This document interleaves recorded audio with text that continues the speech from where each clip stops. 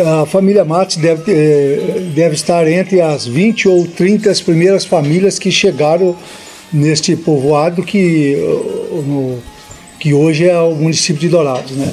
Chegado numa caravana, digamos, com mais de 100 pessoas. Com certeza mudou o estilo do povoado, né? O povoado com poucas pessoas, aí quase que dobrou a população, né? Quase que dobrou.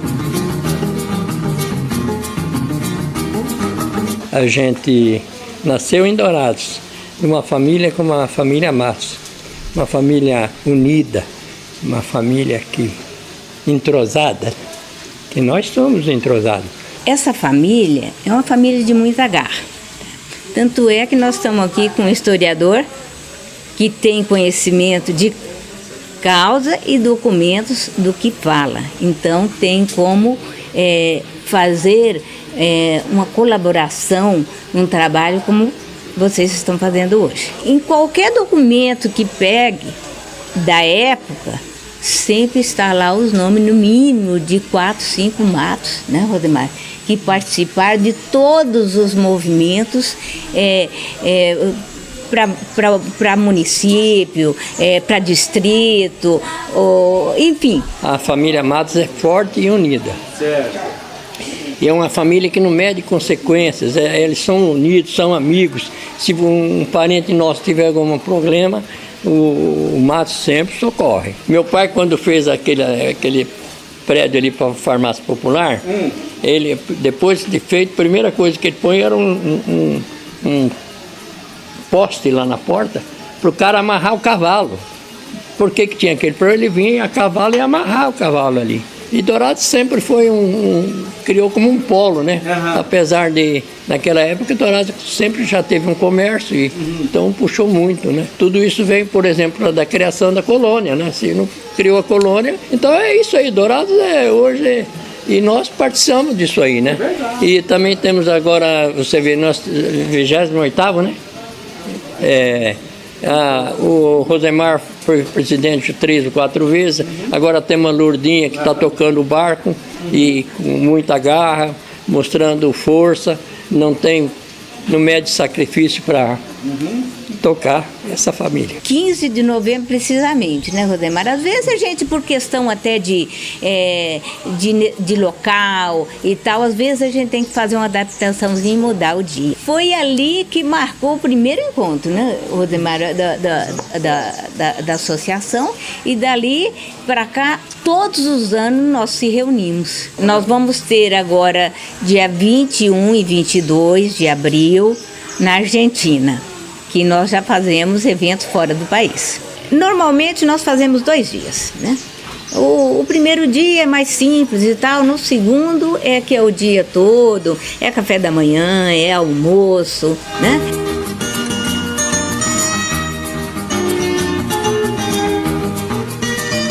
Coronel Ponciano de Matos Pereira era um dos membros da caravana que era chefiada, na verdade, pelo patriarca o José de Matos Pereira. José de Matos Pereira veio com 9 filhos, entre eles o Coronel Ponciano, que já tinha, dentro da vida pública, sido o primeiro prefeito da cidade missioneira de São Luís Gonzaga, nas Missões Gaúchas. Ele foi eleito em 1891, logo após a proclamação da República, 1891 é isso, e continuou até 1895, quando ele entregou o cargo. Mas o que temos notícia do primeiro morador foi o paulista da cidade de Amparo, Francisco Xavier Pedroso, que veio para a localidade aqui entre a Picadinha e Itaú, que denominou naquela época de Fazenda Amparo, em homenagem à sua terra natal. Chegaram os Azambuja, com os irmãos Antônio e Vicente Lopes Azambuja.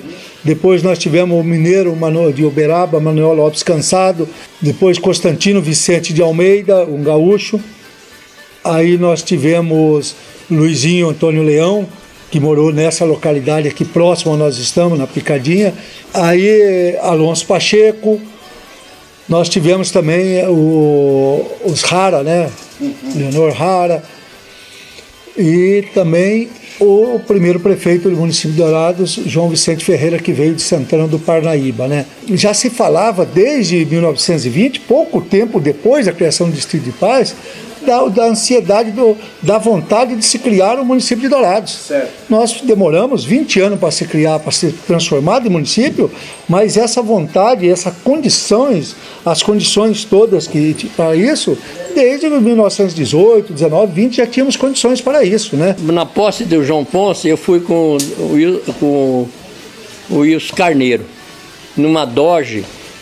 Ele tinha uma Dodge caminhonete, toldou ela e nós fomos.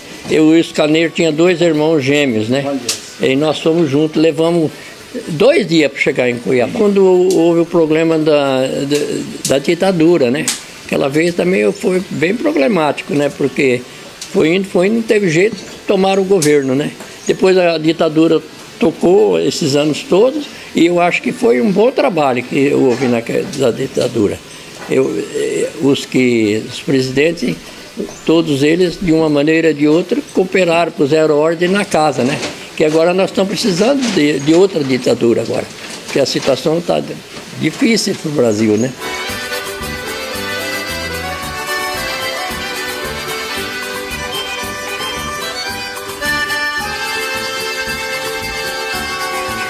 Nós não tínhamos a nossa identidade como douradense. Nós tínhamos a identidade no distrito policial vinculado à Ponta Porã. Juridicamente, historicamente, não há motivo nenhum para você criar outra data diferente do 20 de dezembro. O município cresceu tanto que hoje Dourados é 3 vezes maior do que é populacional ou em outros aspectos, econômico e muitos aspectos, maior que a cidade-mãe, né? Eu, certa feita, escrevi um artigo, Coronel Ponciano, a maior liderança política.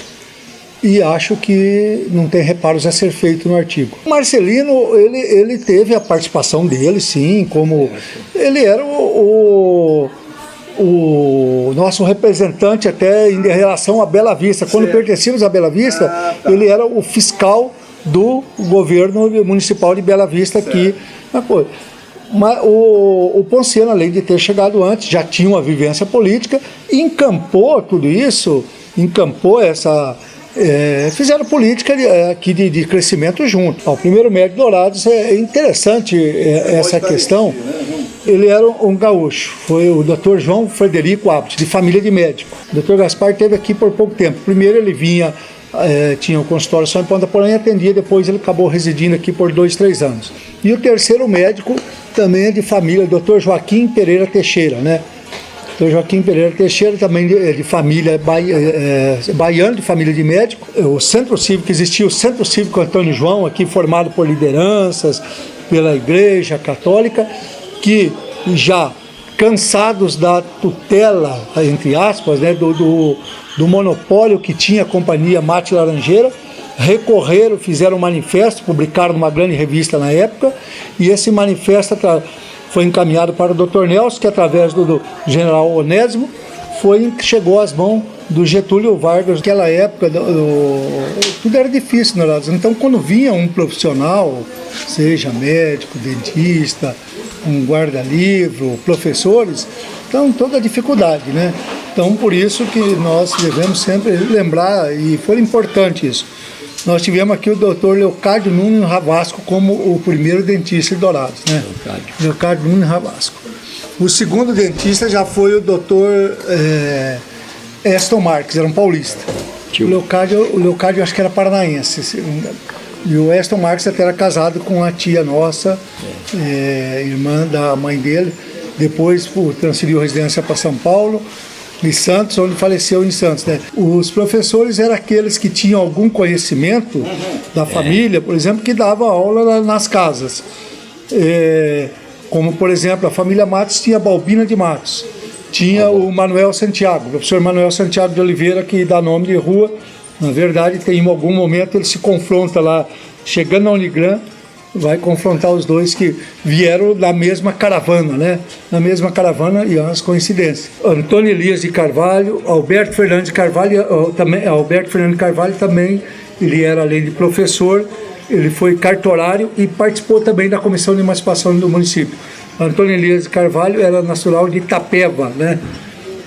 O pai dele foi importante lá em Itapeva, foram delegado, advogado provisionado. De lá de Itapeva largou a família, foi para o Rio Grande do Sul, casou.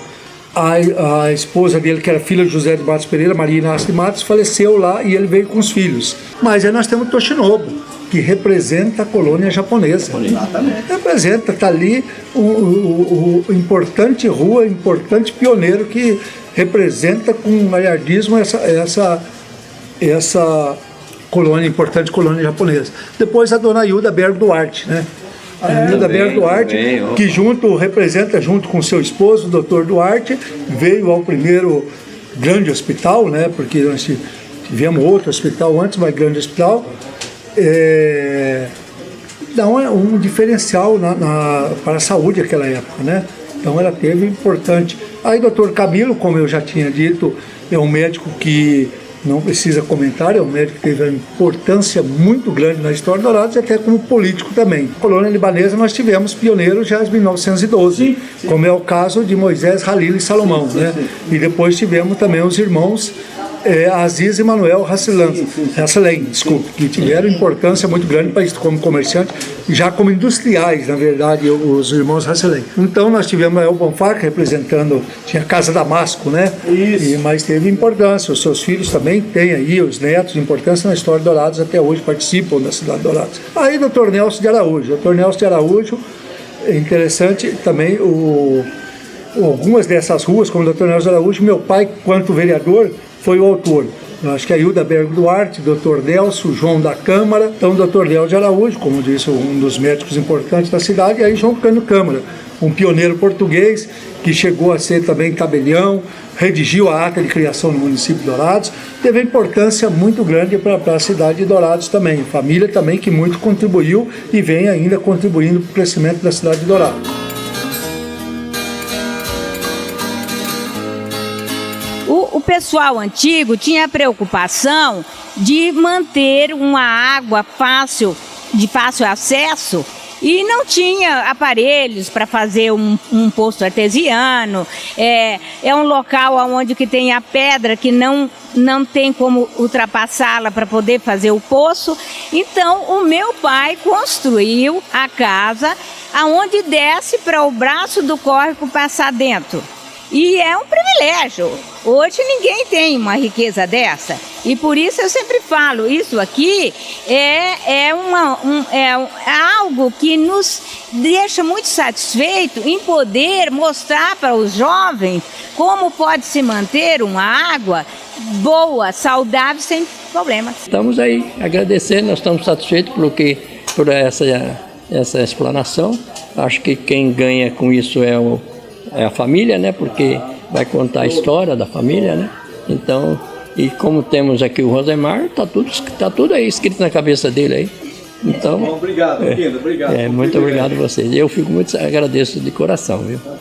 Para concluir, dizer que poucas coisas na história de Dourados que foram escritas, às vezes não são realidade, mas todas as outras são.